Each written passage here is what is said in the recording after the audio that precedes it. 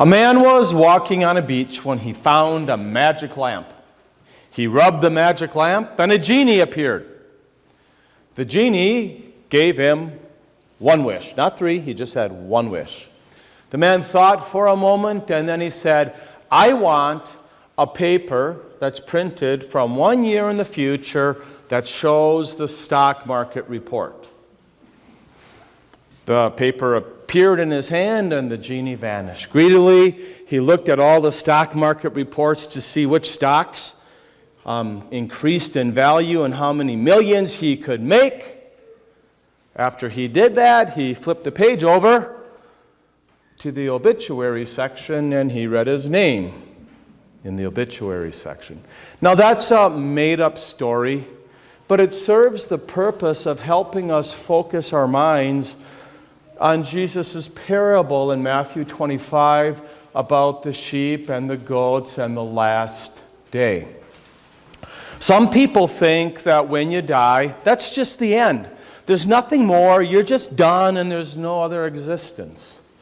Other people, well, they try to do anything they can to avoid the date with their Maker at the end. People have asked to be buried the bottom of the ocean to get as far away from God as possible. That was one reason cremation happened years ago. Did you know that? Cremation used to be something a hardened atheist would do to shake his fist in defiance of God. Let's see if you can put me back together, God. That's why for so long, if you noticed, up until about the 70s, Christians tended not to be cremated because it was associated with that belief. Now, there's no longer that association with cremation, and so Christians happily get cremated. Others, they seek to put off a relationship to God, thinking they have time. So after I get done with school, maybe when I start having a family and kids, then I'll think about getting a relationship with God. But if you remember our reading from 1 Thessalonians, the last day, the day of the Lord's going to come like a thief in the night. A thief doesn't text you or email you telling you the day and the time he's going to break in, right? You don't know. That's how the last day will be. What will happen is everyone will appear before Jesus, who will judge them. What judgment will he make about you? What judgment will he make about me? That's what we're going to talk about in this sermon. Wouldn't it be nice if the Supreme Court justices could gather everybody in our nation together in one huge arena, and then they could separate the criminals from the innocent people and get all the criminals locked up and the innocent people could go free? That might be nice, but there's a couple problems with that scenario. Number one, you wouldn't find an arena big enough to hold everybody. Number two, criminals are pretty good at hiding. I don't think you could round them all up. But the biggest problem is this. Judges, they can't see into a person's heart. They don't know if someone's really guilty or innocent. They would end up locking up a lot of innocent people and letting a lot of criminals go free. On Judgment Day, there will be only perfect decisions and judgments made by a perfect judge. Listen again. When the Son of Man, that's Jesus, when he comes in his glory, all nations will be gathered before him, and he'll separate the people one from another as a shepherd separates sheep from the goats. He'll put the sheep on his right and the goats on his left.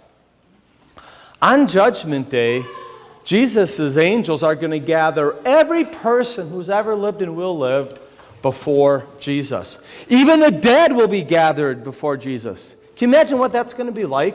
Are we going to hear splintering of wood as casket after casket in the cemeteries burst open? I don't know. But what we do know is everyone will gather before Jesus. But let's take a closer look at who stands where. We're told that the sheep The righteous ones stand on Jesus' right. They're part of his flock destined for heaven. And at first reading, you might tend to think, well, the righteous are there because of their deeds, what they did, because Jesus said, I was hungry, you gave me something to eat. I was thirsty, you gave me something to drink. I was a stranger, you invited me in. I needed clothes, and you clothed me. I was sick, and you looked after me. I was in prison, and you came to visit me.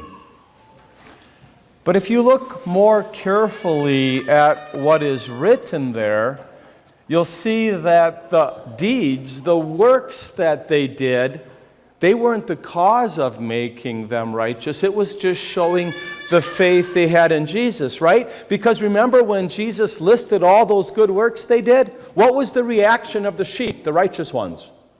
When did we see you this way? They weren't doing any of those things. They didn't even notice they did those things because they were simply a result of the faith they already had in Jesus. Because there's really only one thing that can make you and me righteous before God, right? Listen to what the book of Romans says. But now a righteousness apart from law has been revealed. The righteousness from God comes by faith to all who believe. When Jesus died on the cross and paid for all of our sins, do you know what he did? He covered us with a fireproof tarp. Kind of like the ones that the firefighters who fight forest fires have. Covered with that fireproof tarp on Judgment Day, the fire and fury of God's anger over sin is going to pass right over us. And he's going to do something incredible. He's going to make the most incredible verdict ever. He'll declare you not guilty. Listen again to the book of Romans. Through the obedience of the one man, that's Jesus, many will be declared righteous. Can there be ever a more gracious verdict that any judge could hand down? You and me, we know we're sinners. But because of Jesus on the last day, we're declared righteous. We're declared not guilty. To spend eternity in heaven, that's forever. That's why it's so sad to see that there's goats on the left. Those that don't put their faith in Jesus' fireproof tarp of righteousness. And they end up in eternal fire forever. Actually, isn't that one word that should not exist in our English vocabulary? Forever. It shouldn't really exist in any vocabulary, right? Why is that? In this world we live in as humans, what's forever? You get gray hair. If you have hair, your body gets old. You get diseases. You get sicknesses. Your body wears out and it dies. It's not forever. Toys, kids, do toys last forever? No, they break. Just like your parents' car breaks. Just like the computer freezes and breaks. Just like you need a new cell phone when you send it through the washing machine. Nothing lasts forever. And we get plenty of reminders of that, don't we? Of the temporary nature of things. That's why if you notice, did you notice in the Bible when God talks about heaven, he's always talking about the eternalness of heaven, the forever of heaven, because it's so foreign to us. And he gives us an example of that in this reading. Did you catch it? Come, you who are blessed by my Father, take your inheritance, the kingdom prepared for you since the creation of the world. That very day when he said, let there be light, God already had prepared heaven to last forever for you and me. But here's a question.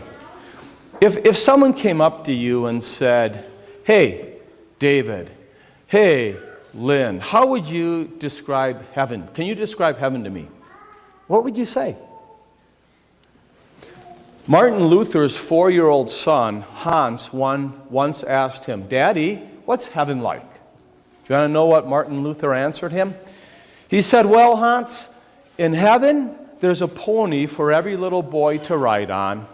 And as he rides on his pony, there's these orchards of apple trees with huge red apples, and every apple that you eat is sweet and tastes good. And there's so many toys you couldn't even play with them the whole time.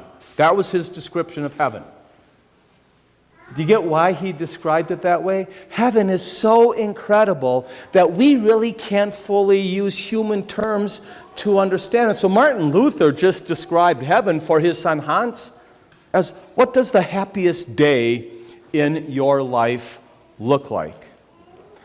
The Bible does give us glimpses of what that happiest day looks like, right? It says in heaven will be holy. Can you imagine a place where there's no evil? No crime, no bad things done by bad people, no bad things happening. Describes heaven as a place of no sin. If there's no sin there, there can't be sinners there. Can you imagine never hurting somebody with your sin or being hurt by sin?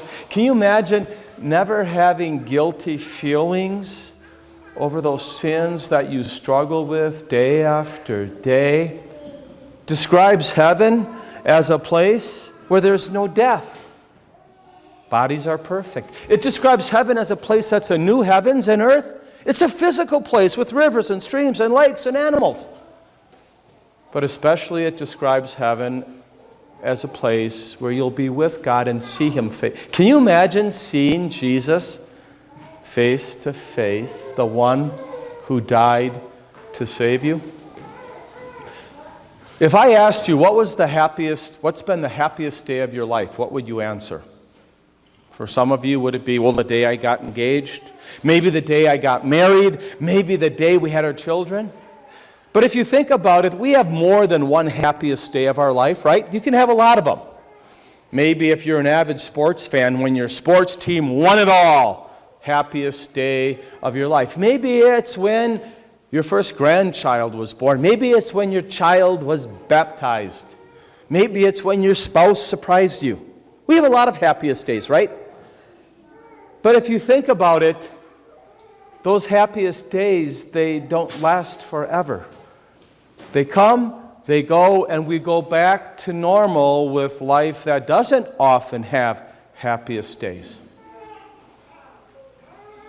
So, what difference does it make that the last day, Judgment Day, will begin the happiest day of your life?